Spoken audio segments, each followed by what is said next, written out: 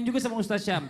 Katanya ada doa Ustaz Syam ya, yang jika rutin kita baca ini akan membuat lisan, pikiran kita, bahkan hati kita ini selalu berpikir yang namanya positif. Nih ya, untuk menilai orang, apalagi kan itu bagus. Dan orang yang kita nilai juga merasa, waduh bener juga nih penilaiannya gitu. Ini doanya apa ya Ustaz Syam Maniji nih? Karena semakin bertambahnya umur kayak kita-kita ini butuh itu kayaknya. Subhanallah. Yang bertambah umur Anda kan? Tapi guru-guruku, bismillahirrahmanirrahim. Alhamdulillahirrahmanirrahim. Allahumma salli ala Sayyidina Muhammad wa ala ali Sayyidina Muhammad. Sebelum kita membacakan atau mengajarkan, belajar sama-sama doa, yakni kita kenal seorang ulama yang hobinya menuntut ilmu. Salah seorang ulama ini yakni Imam Syafi'i. Imam Syafi'i adalah seorang yang sangat hobi sekali menuntut ilmu. Setelah menghafalkan banyak kitab, setelah menghafalkan banyak hadis, setelah belajar banyak, Imam Syafi'i berangkat jauh-jauh ke Yaman untuk mencari ilmu, yakni belajar Kitabul Firasah. Yakni kitab tentang firasat, melihat ciri-ciri orang. Nih orang kalau begini matanya, begini sifatnya. Ini orang kalau rambutnya begini, begini sifatnya. Kalau badannya begini, begini sifatnya. Imam Syafi'i belajar itu, subhanallah. Akhirnya setelah khatam kitabnya dibawa pulang. Di perjalanan mampir ke rumah seseorang. Ketika mampir ke rumah seseorang dilihat daripada ciri-ciri yang ada dalam kitab. Nih orang pelit nih orang nih. Nih orang jahat. Berkata dalam hati Imam Syafi'i karena berdasarkan daripada kitab yang dipelajarinya. Ternyata orang tersebut memanggil Imam Syafi'i untuk makan di rumahnya. Orang tersebut mempersilahkan Imam Syafi'i untuk tidur di rumahnya. Bahkan Imam Syafi'i dipersilahkan nginap di kamar anaknya. Anaknya disuruh keluar. Nak keluar engkau, maka ada seorang tamu kita harus muliakan dia. Suruh nginap, subhanallah.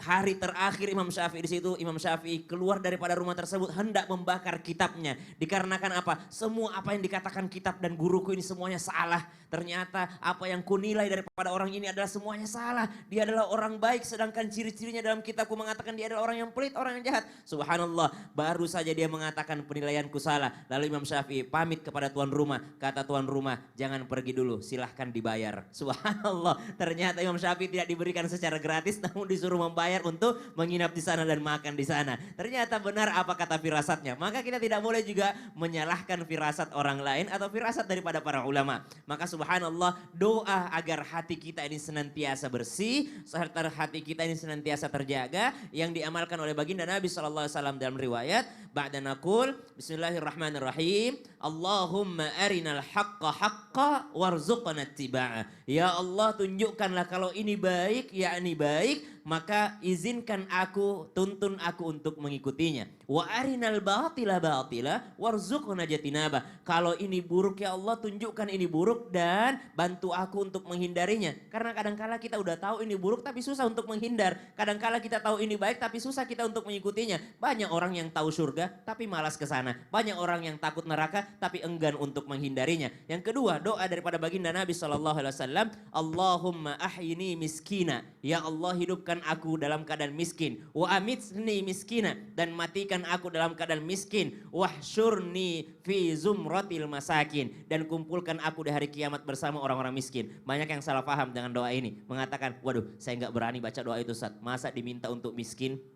Masa minta hidup miskin, mati miskin? Bukankah tangan di atas lebih baik daripada tangan di bawah? Bukankah sedekah lebih baik daripada menerima sedekah? Subhanallah, ternyata kata miskin itu maknanya adalah khusyuk dan tawadhu. Artinya ketika kita tawadhu, kita tidak merasa lebih baik daripada orang lain. Ketika kita khusyuk, kita hanya fokus untuk bersambung dengan Allah, connecting dengan Allah Subhanahu wa taala, bukan malah menilai orang lain, bukan malah merasa lebih tinggi daripada orang lain. Bismillahirrahmanirrahim. Kita sama-sama baca. Allahumma ahyini miskina wa amitni miskina wahsyurni fi zumrati masakin. Hidupkan aku dalam keadaan tawadhu, matikan aku dalam keadaan tawadhu dan khusyuk, dan kumpulkan aku di hari kiamat bersama orang tawadhu dan khusyuk. Amin ya rabbal alamin. Terima kasih banyak Ustadz Syam atas penjelasannya. Tapi sebelumnya saya mau minta izin dulu sama Ustadz Maulana sama Ustadz Syam, karena saya mau ajak Ustazah Oki ke ruang sebelah. Karena ada yang saya mau kasih tahu sama Ustazah Oki. Apa? Ah udah deh, kan udah lama gak kesini. Mohon izin sebentar ya. Mau dikasih hadiah? Assalamualaikum, bentar. Waalaikumsalam.